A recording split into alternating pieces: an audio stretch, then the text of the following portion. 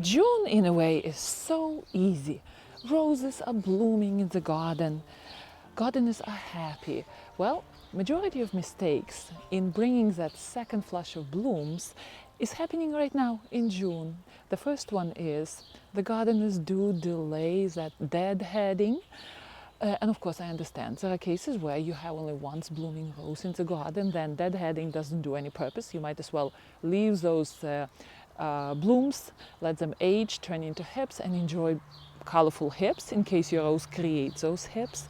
But if you have a remontant rose which is genetically equipped to rebloom, and by the way, reblooming is not really guaranteed, then it's a good suggestion to follow a certain routine after the first bloom.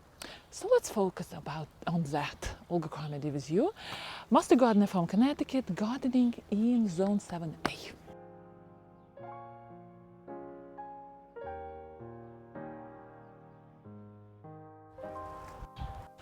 My generous gardener here finished its blooming first flush, and I am pretty fast trying to deadhead it all. It's a lot of work. I did half of it. I went all the way on top there, deadheaded it all, deadheaded this section. I'm going around and do that section. So why do we do that? And why do we have to be speedy about it?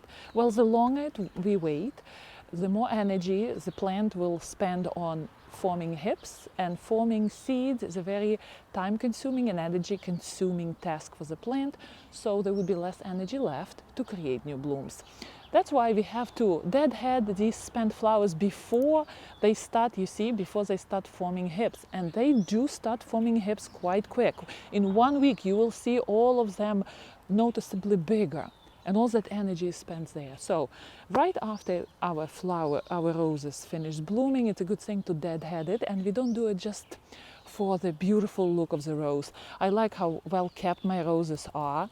I go in and I clean them, I take away all the diseased foliage, I throw it all out, and my roses are looking so nice and beautiful and green.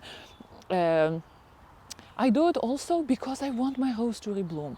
And another thing, the longer we wait, the longer rose will wait to start blooming again. And here in Connecticut, that second blooming flush is coming around 4 to 6 weeks from now. If you delay in deadheading, that second flush can come in September, or might not come at all. 1 year. You know it, right? I told you already. I didn't deadhead this generous gardener 1 year, and I did not get any single blooms. Maybe I got 1 or 2 blooms, and that's it. And then squirrels took all the hips, so I didn't get even the hips. So that's a big thing, number one. Deadhead in timely manner. Don't delay, because by delaying, you are you're allowing plant to use all that energy on creating hips, not on future blooms, and you're delaying the blooming time. Everything is so wet. We had a big rain last night, which we needed because we had such severe drought. And that is a perfect thing to do with our second mistake. So the second mistake is to use a wrong rose feed. So after our first flush of blooms, we do feed the roses again to help them to create that second flush of blooms to support the rose. And very often people use wrong type of fertilizer. Okay, so in spring, what I like to do in my garden, because I like my garden to be nice and lush, I use a blood meal, a little teeny tiny, 1/5 of recommended dose, just to add that lushness to the spring garden. And what blood meal does, it has a lot of first number of nitrogen. So nitrogen pushes new growth. Everything about the soil, nitrogen is responsible for. And sometimes I see gardeners, especially those who have grass growing near the rows.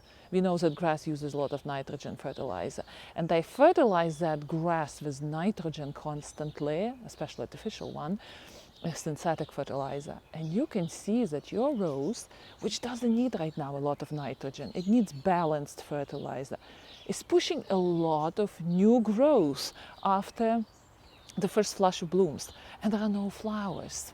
So that's a good thing, number 2, to focus on your fertilizer and fertilize with well-balanced fertilizer. Nothing with big number 1 nitrogen. Bone meal is a good thing to add right now, but if you have a balanced rose fertilizer, I wouldn't overdo it. I will use that one. I always buy at the beginning of the season a Spoma rose natural fertilizer, and I use it again now. It's a well-balanced fertilizer. And another thing, again, I see some people grow grass near the rose and they fertilize that grass thinking that they're fertilizing all needs the grass, but actually they're fertilizing rose with that nitrogen-rich fertilizer. So that's another thing. Roses do not like competition, root competition, and it's a good idea to keep them in mulch-covered spaces. Nothing aggressive growing too much around the rose. And you may ask, why bone meal after the first flush of blooms? Well, when you look at the numbers with bone meal, the first number is very low. Nitrogen is probably 4%, and then phosphorus, the second number, is, I believe it's over 10, so there is a huge difference. And I like how Heirloom Roses puts it. They created a little riddle, how to remember what's responsible for what, which number is responsible for which growth in the plant. So up and down and all around. Nitrogen, up, for all the lushy growth. Phosphorus for the roots formations, and potassium for all around, for good preparation of plant for the winter, standing against the stress, the vigor of the plant, general health. So up and down and all around. I found it the easiest to remember. Okay, and the last mistake is people fertilize during the stress time. We had it in our garden.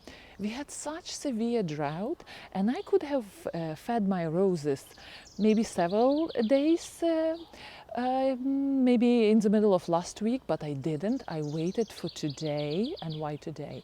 We had a good rain. Finally, we had such a good rain. Oh my gosh, the whole night, the half of the morning. In the afternoon, it's going to rain again. Actually, I feel the drops coming in already. So what happens? The rose is hydrated and it is able to take the nutrients out of the soil. There can be tons of fertilizers, all sorts of beautiful stuff in the soil, but if there is no water, rose cannot take that fertilizer in. So that's why I waited for this big rainy time, and now I'm going to do the feeding of all my roses.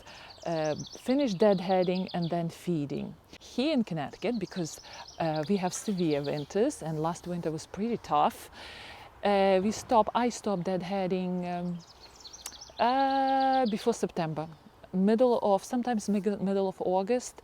And why do I do that? I want my roses to start preparing for the cold winter days. I don't want my rose to push blooms.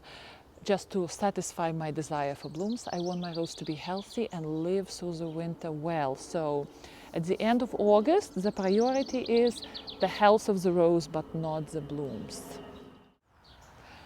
Garden is so lush right now, and the fact that it waited for this rain for such a long time feels so good. Everything is hydrated, and although blooms are down, rose blooms are down, it feels good to be outside. My dear gardeners, enjoy your day, and I will see you in our next video. Happy gardening!